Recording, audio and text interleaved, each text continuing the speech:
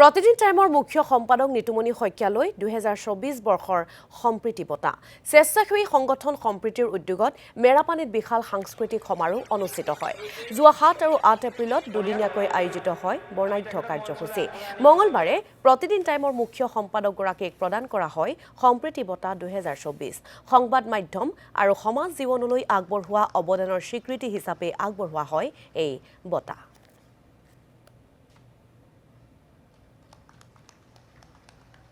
মই সম্প্ৰীতিৰ সকলো এই সাংস্কৃতিক সমাৰোহৰ লগত জড়িত হোৱা বিষয়ববীয়া অন্তৰৰ পৰা ধন্যবাদ আৰু কৃতজ্ঞতা জনোৱাৰ বাহিৰে মোৰ দিবলৈ একো নাই। মই নিমিত্ত মাত্ৰ। দুজন ব্যক্তিৰ দুটা কথা মোৰ এই মুহূৰ্তত মনলৈ আহিছে আৰু সেই দুটা কথাই কৈ মোৰ ক'বলগীয়াখিনি মই শেষ কৰিম। মোৰ জীৱনৰ গুৰু, যাক মই আদৰ্শ ব্যক্তি বুলি ভাবোঁ, যাক মই মোৰ দ্বিতীয় দেউতা বুলি গণ্য কৰোঁ, আৰু সাংবাদিকতাৰ ক্ষেত্ৰতেই নহয়, মোৰ গোটেই সামগ্ৰিক জীৱন সত্তাত যাক মই ভগৱানৰ পিছতেই স্থান দিওঁ, সেইজনেই হৈছে হোমেন বৰগোহাঁই ছাৰ। আৰু হোমেন বৰগোহাঁই ছাৰে এই বঁটা বাহনৰ ক্ষেত্ৰত মোৰ লগত হোৱা কথা বাৰ্তাত যিকেইটা কথা কৈছিল, তাৰ এটা কথা মই আপোনালোকক কওঁ। ছাৰক মই সুধিছিলোঁ, ছাৰ আপুনি জীৱনত বহুত বঁটা পালে, তাৰপিছতো আপোনাৰ ক'ৰবাত কিবা আক্ষেপ আছে নেকি? আৰু বঁটা বাহনে মানুহৰ জীৱনত কিবা প্ৰভাৱ পেলায়নে? যিসকলে আপোনালোকে কথা বাৰ্তা অনুষ্ঠান চাইছিল, আপোনালোকৰ নিশ্চয় মনত আছে। ছাৰে কৈছিল যে মই হিপক্ৰেট নহয় নিতুমণি, মই কোনো প্ৰভাৱ পেলোৱা নাই বুলি মই তোমাক নকওঁ, পেলাইছে।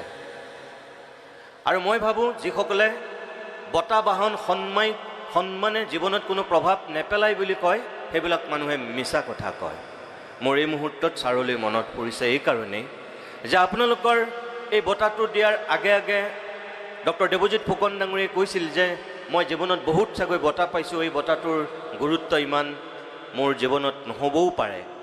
তেখেতে তেনেকুৱা এটা কথা কৈছিল। মই আপোনালোকক কওঁ যে মোৰ কাৰণে বঁটা, সন্মান কিমান ওখ, কিমান চাপৰ, সেইটো ডাঙৰ কথা নহয়।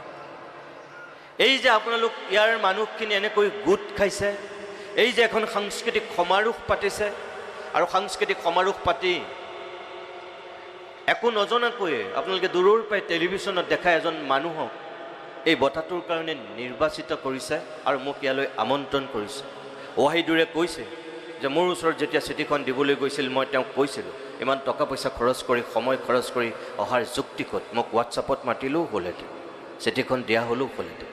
কাৰণ আপোনালোকে মোক মৰম দিব বিচাৰিছে, আপোনালোকে মোক সন্মান দিব বিচাৰিছে। প্ৰথমতে মই মেৰাপানী আৰু এই দৈয়াং অঞ্চলৰ সকলো ৰাইজক সেৱা জনাইছোঁ।